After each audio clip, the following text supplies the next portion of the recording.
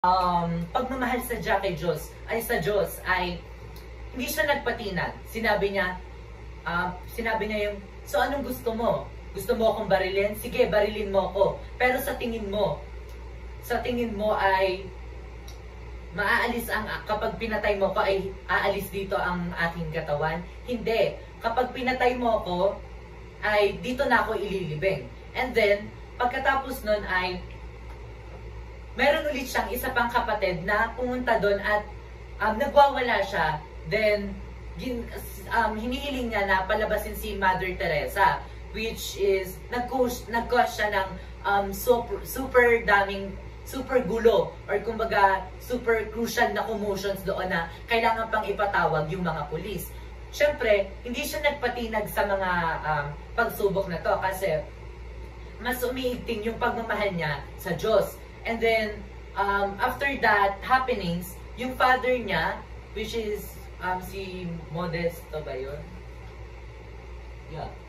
Yung father niya, si Father Modesto, ay binigyan na siya ng blessings.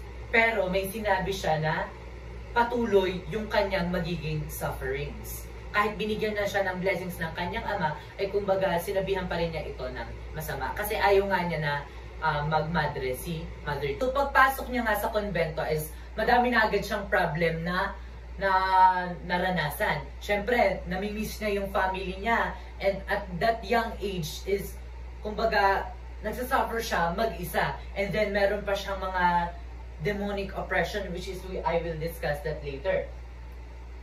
So, dito masusubok kung hanggang saan ba talaga yung pagmamahal ni Mother Teresina kay God. And then sa pagsuserve niya. So, encounters with Satan. 31st of July, 1948, her first encounters. Ayan. So dito pala, si Mother Teresina inside the convent is ramdam pala siya, or kumbaga, pinapag-anuhan siya ng mga demonic spirits, which will leave her sugatan and then, kumbaga, physically drained. So, nangyari na nga yung first encounter niya with Satan noong July 31st, 1948. So, yung pagpaparamdam daw ni Satan is, ganito yung nangyari. Si Teresina is alone in her room, nagpe-pray siya. Ngayon, may narinig siya ng 3 katok. Pagkatok ng ganon, and then, she responded na binuksan yung pinto and there was no one. And then, meron siyang narinig na mga boses na parang nasa loob ng container. And then, meron siyang naamoy na foul odor, or kumbaga, mabaho or masangsang na amoy. And then, sinasabi, kumbaga, nagsasalita yung entity na ito na about na nagsasuffer yung kanilang family sa pagkawala niya. Ngayon, napafeel si Mother Teresina na homesick siya because of that words na sinabi nung entity na yon. And then merong pagkatapos nung pangyayaring yon, there was 2 footprints, the color black. And then the next day, ganun ulit yung nangyari, which challenge Mother Teresina na yung obedience niya kay God, or kumbaga, how long will she give up, or how long will she continue to do God's will. And then the next day, nangyari ulit yon. Narinig niya ulit yung boses. Now, nagpakilala na ngayon yung entity, which nagpakilala na siya as Satan. Yung mga pangyayari na to is nangyari siya at exactly, kumbaga, mag-start siya in 3 o'clock in the morning, which is, doon na mag-start yung mga events na ganito na nag-challenge kay Mother Teresina na, kumbaga, yung obedience niya kay God. Now, August 6 and 7, Satan taunted her for her obedience. Ngayon, nung pagkatapos nung encounter niya with the first day, ngayon, tinataunt naman ni Satan yung devotion ni Mother Teresina kay Virgin Mary. And now, ang isasagot ni Mother Teresina ay, why do you need to meddle with my affairs. Kumbaga, nagkakaroon na sila ng conversation ni Satan. So, nagpatuloy pa yung kanilang mga encounter. So, August 11 ay naka-receive siya ng physical abuse from Satan, which is, nagising siya kasi, nung day na to, natutulog siya, and then, nagising siya because there was violently shaking ng kanyang tinutulugan or ng kama niya. And then, this time is, nagpakita si Satan kay Mother Teresa. I'm having goosebumps. So, nagpakita si Satan kay Mother Teresa. And now, nung nakita ni Mother Teresa, dinescribe niya to as ugly, furious, and nanglilisik yung mga mata niya, kumbaga. Ngayon, hindi pa nung una daw ay, hindi pa makatingin si Satan sa kanya. Kumbaga, medyo nahihiya pa to si Satan kay Mother Teresa. And then, syempre, nalaban si Mother Teresa. Ngayon, nagkaroon si Mother Teresa ng mga sugat sa bandang ganto niya. Nagkaroon siya ng mga sugat sa wrist niya. And then, tatanungin siya ni Satan kung bakit ba sobra yung kanyang pagmamahal sa Diyos. Which is, sasagutin naman siya ni Mother Teresa na because kapag sa pagsuserve daw niya through God, ay sa pag-serve niya is, kumbaga, si Jesus Christ yung kanyang minamahal.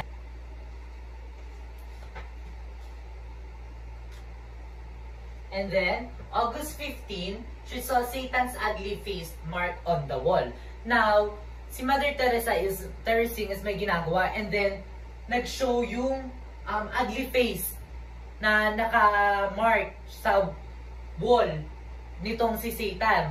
Now, si Satan is pinush si Mother Teresa sa wall and pinch her hand really hard, which leaves Mother Teresa's wrist again na may mark siya ng sugat na merong kumbaga nag-imprinta na yung kuko ni Satan sa kamay ni Mother Teresa, which is yung naging kamay ni Mother Teresa is nagkaroon ng mga parang black na yung sa sunog na nagkaroon ng black na tapos meron siyang amoy na mabaho na parang amoy ni Satan.